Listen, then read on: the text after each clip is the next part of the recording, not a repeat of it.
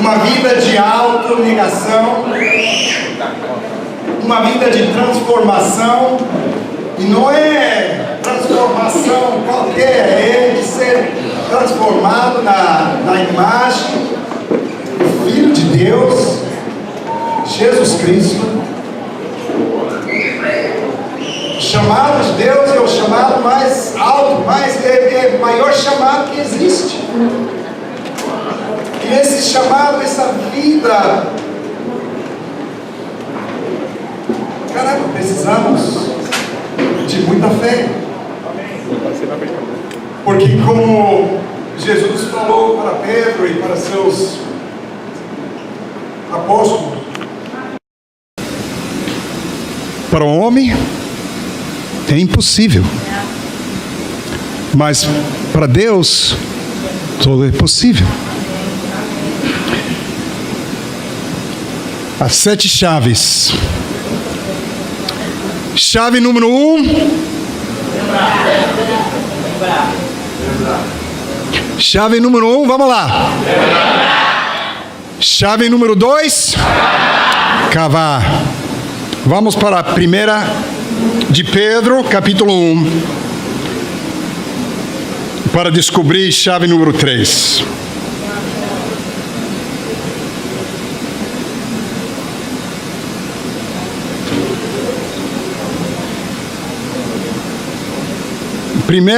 Primeira de Pedro, capítulo 1, versículo 3.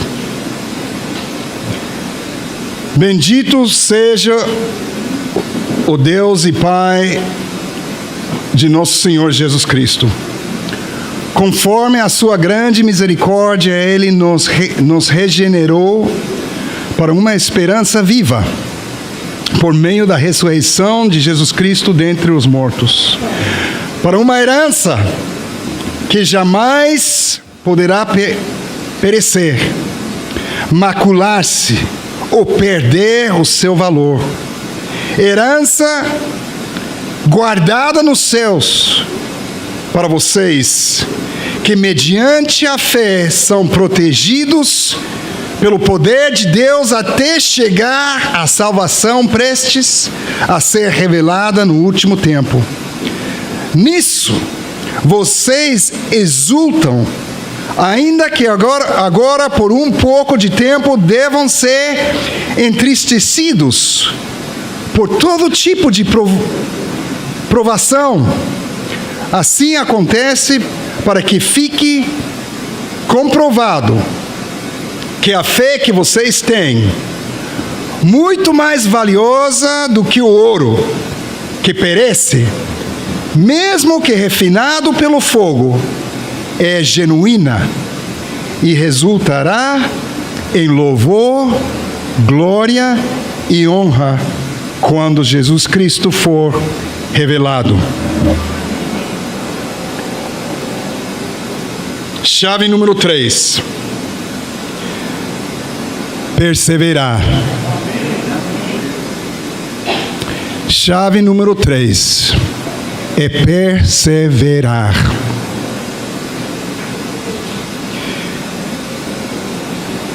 O que faz... Bom, uma coisa que faz esse texto ser um texto tão significativo, tão interessante, é quando você pensa no autor dessa carta, que foi o Pedro, certo? E a gente conhece algo da sua história. A gente conhece Pedro nos evangelhos, um homem impulsivo, um homem de altos e baixos, falando da sua fé, um homem que um momento estava aí e outro momento estava assim se afogando no mar.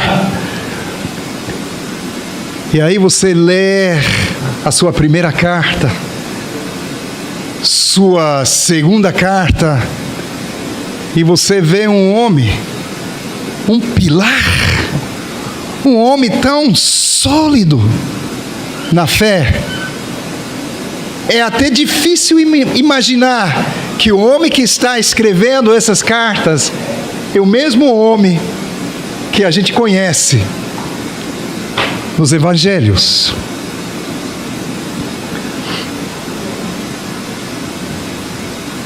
Ele, nessa carta, ele começa a carta mais ou menos assim. E para que vocês saibam, essa carta era uma carta muito especial para a igreja primitiva. Nos primeiros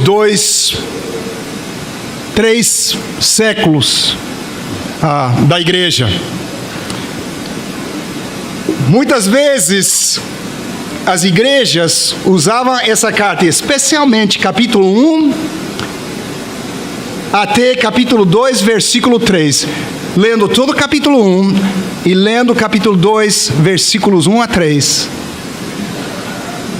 Quando uma pessoa se convertia, no dia do seu batismo,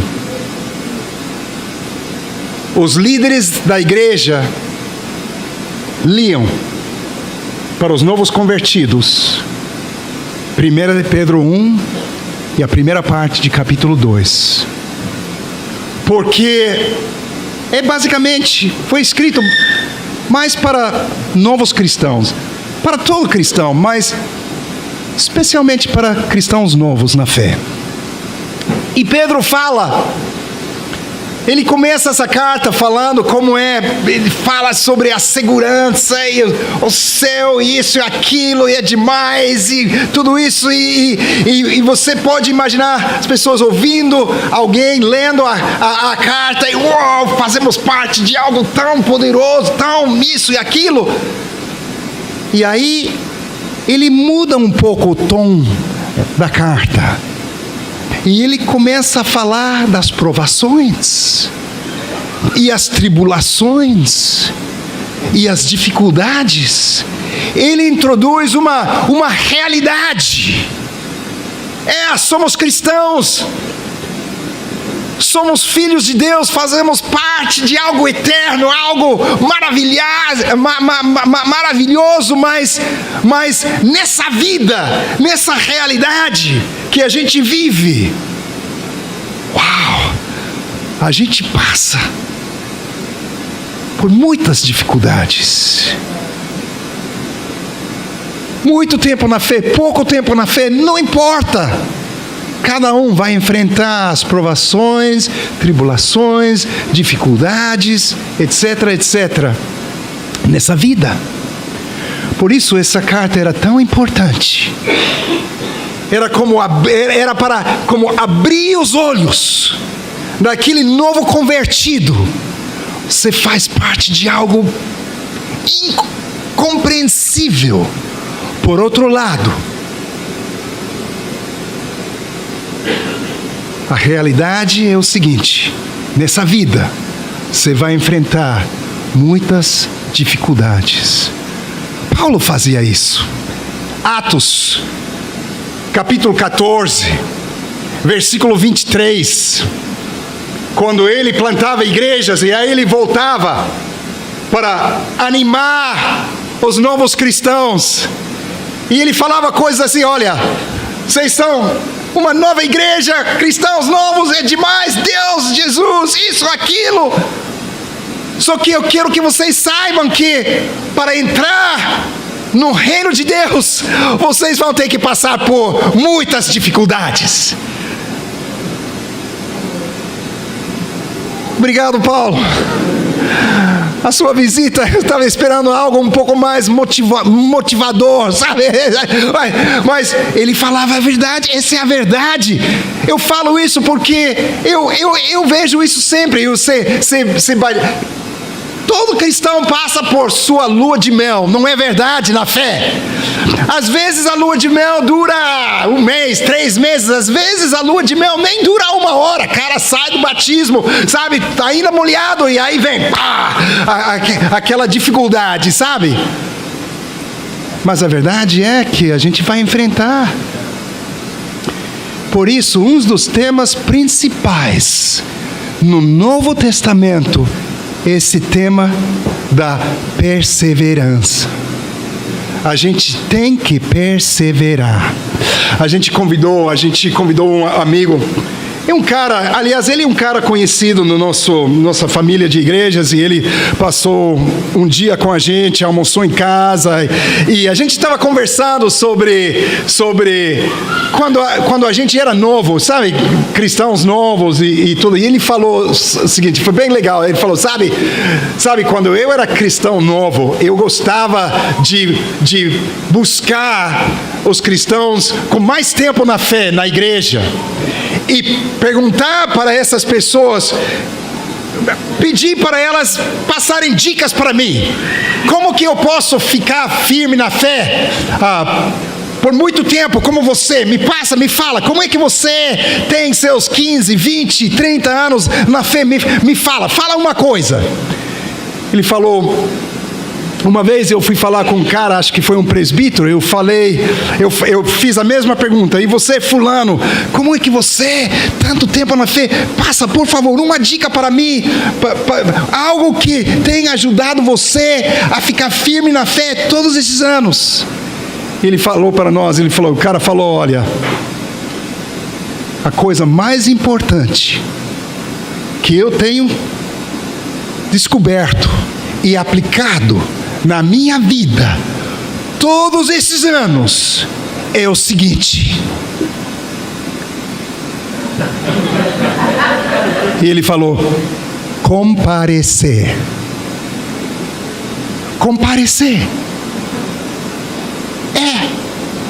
Sabe como é? No trabalho, se você vai ganhar pelo menos seu salário, pelo menos a primeira coisa que você tem que fazer é tem que comparecer. Essa é a palavra certa. Tem que comparecer. E o cara achou isso maravilhoso. Quando ele passou isso para mim, eu pensei, eu tenho que enfiar isso de alguma maneira nessa série de aulas, porque eu acho isso fantástico. Por quê? Porque às vezes a gente, quando a fé está abalada, quando a fé está fraca, a tentação é fazer não comparecer.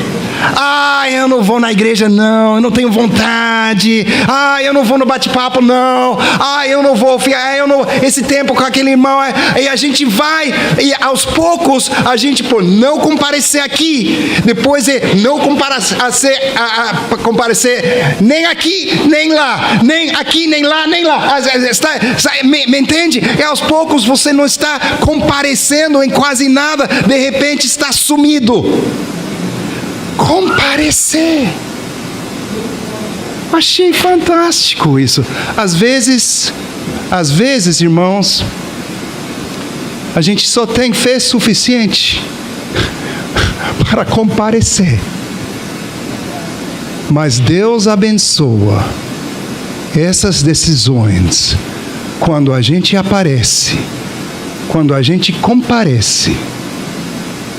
Quando a gente busca estar no lugar onde a gente deve estar. E aí Deus vai trabalhando na nossa fé. Silvia, você queria falar?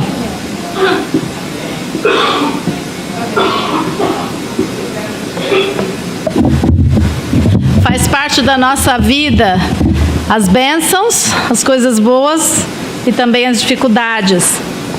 E o resultado das bênçãos nas nossas vidas são dois. Ou você é agradecida a Deus, dá crédito a Ele, então você se torna uma pessoa mais agradecida, ou você não dá crédito a Ele, e essas bênçãos você pode desfrutar sozinha. E dificuldades, a mesma coisa. Dificuldades, sofrimentos que a gente passa, parte da nossa vida, também podem ter dois resultados. Podemos ficar duras, não é? E a dureza se estampa na nossa cara. Podemos ficar duras, ou seja, podemos ficar solitárias, nos tornarmos pessoas desconfiadas, ou podemos crescer espiritualmente. E pessoa dura, o que nos leva? Bom, se decidimos enfrentar os sofrimentos sem Cristo, sem conhecer as promessas dele, sem conhecer o amor que ele tem por nós, esse é o caminho. Vai nos levar a sermos duras. Porém, se no sofrimento nós decidimos perseverar, existe uma promessa de uma colheita de grandes frutos espirituais. Em Tiago 1, de 2 a 4, essa é uma promessa, diz que a perseverança tem um propósito, e ela deve ter ação completa, a fim de que sejamos maduros e íntegros, sem nos faltar nada. Essa é uma promessa. Se decidirmos então, por causa dos nossos sofrimentos, se decidimos perseverar, essa é a promessa, que não nos vai faltar nada espiritualmente. E é isso que qualquer um de nós está buscando. E na medida que nós perseveramos, nós crescemos no amor a Deus, no amor às pessoas. Nós crescemos. Deus vai poder usar a nossa vida para alcançar outros.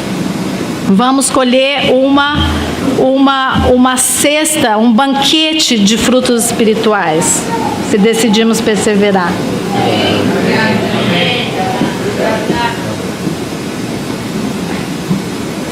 Nesse texto de 1 de Pedro 1, versículo 7 de novo, fala assim: acontece para que fique comprovado que a fé que vocês têm é muito mais valiosa do que o ouro que perece, mesmo que refinado pelo fogo, é genuína e resultará em louvor, glória e honra, etc.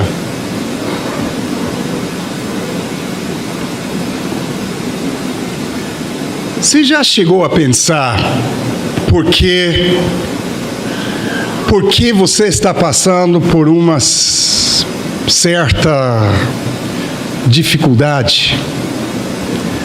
Já chegou a questionar a Deus alguma vez? Deus, por que o Senhor está deixando isso acontecer na minha vida? Ou já alguma vez chegou a clamar a Deus: Deus, por favor, tira tal coisa de mim, ou por favor, muda essa situação, ou faça tal coisa. Isso não acontece com vocês? Agora, biblicamente, acabamos de ler um texto. O que pensa você quando você pensa no porquê que você está passando por tal coisa, ou já passou por tal coisa? Biblicamente, qual seria pelo menos uma razão? Por quê? Crescimento espiritual, amadurecimento, mais específico, para produzir perseverança,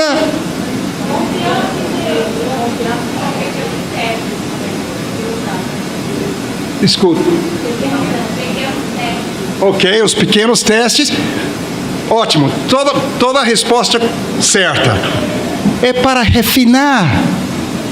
A Bíblia fala, é para refinar a minha fé. E a Bíblia fala que a minha fé é mais preciosa, mais valiosa que o ouro. E Deus, Ele tem um trabalho para fazer com a minha fé e a sua fé. E é refinar essa fé, para que se aumente, para que fique forte. Eu vi um vídeo uma vez daqueles de metalúrgicos que trabalham com metais e minérios e essas coisas.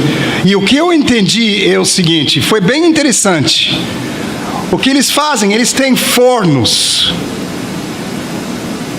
que produzem um calor de mais de 1000 graus. Mais de 1000 graus. E aí eles colocam o minério, como fala? O minério bruto, fala? Minério para tirar o ouro. E o que eu entendi é que aí o ouro sai, e aí eles tiram do ouro, eles tiram como que é? A sujeira? Pois é, a sujeira. Aí eles vão de novo, e pondo no forno, esquentando assim, e vão repetindo esse processo. E segundo esse negócio que eu fiquei sabendo, eles fazem, esse foi a coisa mais linda, eles sabem que o ouro já está purificado quando o metalúrgico consegue ver a sua imagem no líquido aí de ouro. E você faz essa aplicação, sabe, uma aplicação espiritual, que genial isso! É o que Deus está fazendo com a gente. Ele está, em um sentido, esquentando a nossa vida, não? Colocando a gente no forno. Aí saem as impurezas. Deus vai tirando as impurezas. E aí Ele começa a ver na gente, mais e mais, a sua imagem. Deus refinando a nossa fé. Mas dói. Dói às vezes, é difícil, mas isso pelo menos me ajuda. Quando eu vejo que Deus tem um propósito em tudo isso. Deus tem um propósito, ou Deus não causando a situação, mas Deus até usando a situação para me refinar. Isso me ajuda a perseverar. E se eu persevero, se eu continuo assim na luta, Deus é capaz de tirar mais impurezas e refinar ainda mais a minha fé. Lucas, capítulo 18.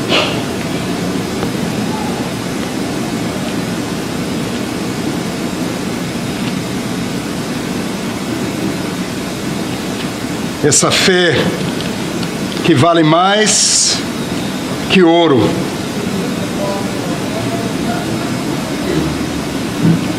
Jesus fala em versículo 8 de Lucas 18, ele está falando assim, eu lhes digo, ele lhes fará justiça e depressa, contudo, quando o Filho do Homem vier, encontrará fé na terra? Lucas 18, versículo 8. Jesus falando, ele falando, eu vou voltar. O Filho do Homem, o Filho de Deus, ele vai voltar. E quando ele voltar, ele vai estar, o que é que ele vai estar procurando? Ele vem procurar o quê? Se a gente está bem de vida, ele está de olho em quê?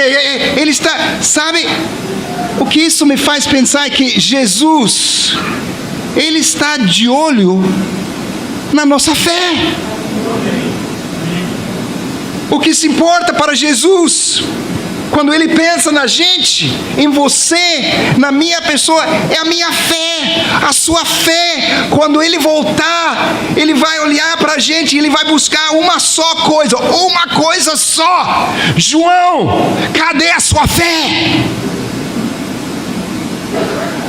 Fulano, eu quero ver uma coisa. Será que você ainda tem fé? Se a única coisa que importa para Deus deve ser a coisa mais valiosa, se é a coisa mais valiosa para Deus, a nossa fé deve ser a coisa mais preciosa para nós também. A fé do meu irmão deve ser a coisa mais preciosa para mim. A minha fé, coisa mais importante. Mas se minha fé vai ser refinada, se eu vou aumentar a minha fé, eu preciso praticar, pôr na prática, essa chave tão importante de perseverar. Perseverar.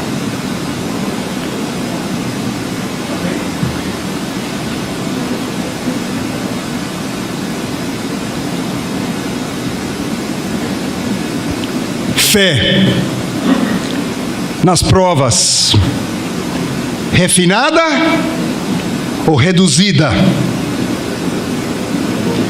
Fé nas dificuldades, nos testes, nas tribulações, refinada ou reduzida? Eu vou ter que tomar umas decisões. Umas coisas para ajudar a todos nós a perseverar quando a nossa fé está sendo provada. Número 1, que talvez o mais óbvio, é me aproximar a Deus e não me afastar. Porque qual é a tendência, meu irmão? Quando eu vejo que eu não estou bem, minha tendência muitas vezes é me afastar de Deus. Irmão, esse é o momento que eu mais preciso me aproximar a Ele, na Sua palavra e em oração. Número 2, me aproximar ainda mais aos meus irmãos. Porque, de novo, qual é a tendência? Como que fala? A armadilha? Essa é a palavra em português. Armadilha de Satanás. Quando eu estou mal, minha tendência, eu estou falando minha, mas eu acho que eu sou como muitos. Minha tendência é me afastar dos meus irmãos. Por um motivo ou outro, eu não quero estar com meus irmãos, eu quero ficar sozinho. Esse é o momento quando minha fé está fraca, que eu mais preciso me aproximar à minha família espiritual.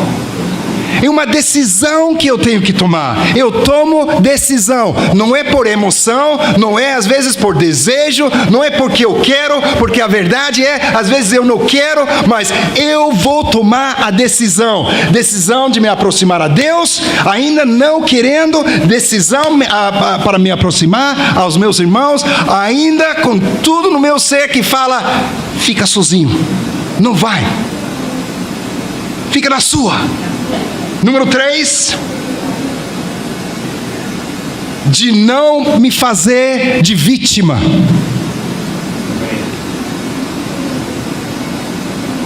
Se eu vou perseverar, eu não posso dar um de vítima. Ai de mim. Não. Esse é o momento de ser soldado, de perseverar. Vítima não. Deus está em controle. A gente não acredita que Deus é soberano? Deus é soberano. Deus está me deixando passar por isso.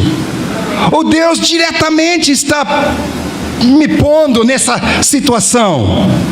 Eu não sou vítima, eu sou filho de Deus. E às vezes eu tenho que me olhar no espelho e falar, João, você não é vítima não. Você é filho de Deus, vamos lá. Número 4, estamos falando de decisões.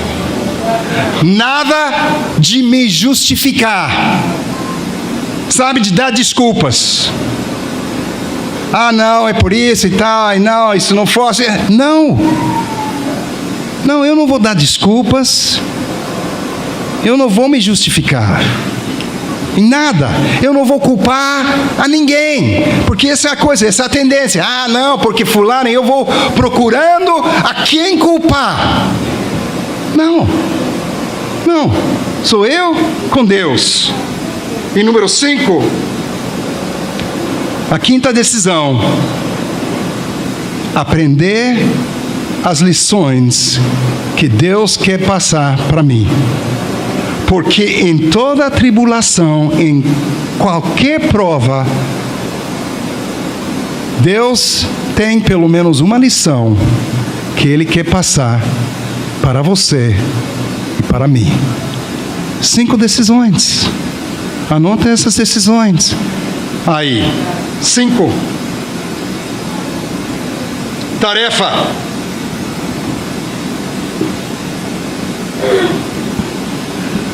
Tarefa.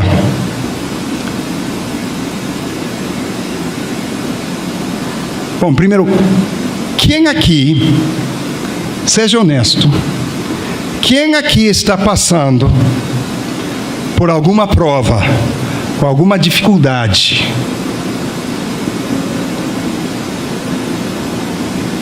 Ultimamente, nesses tempos. Quase todo mundo. Amém. Bem-vindos ao cristianismo. Então, tarefa pessoal. Você vai no seu caderno, vai escrever, nas suas palavras, suas próprias palavras, vai escrever a prova que você está passando.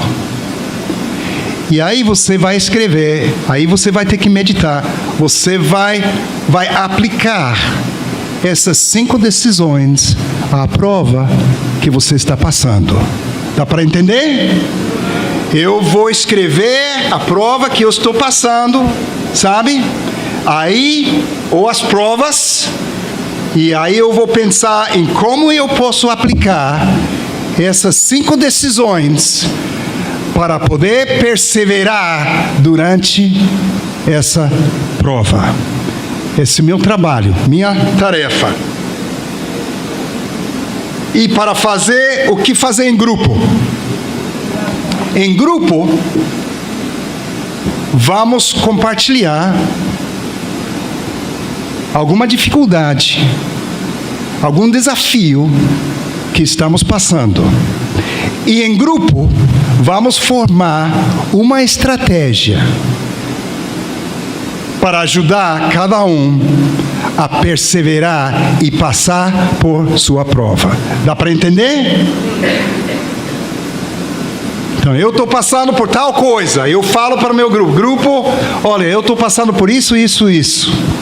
E aí juntos vamos formar uma estratégia para me ajudar a passar, a perseverar durante essa prova, para poder passar por ela com uma fé mais refinada. E a gente vai fazer isso com cada um no grupo. Tá bom? Essa é a nossa tarefa. A Bíblia fala o seguinte, Gálatas capítulo 6.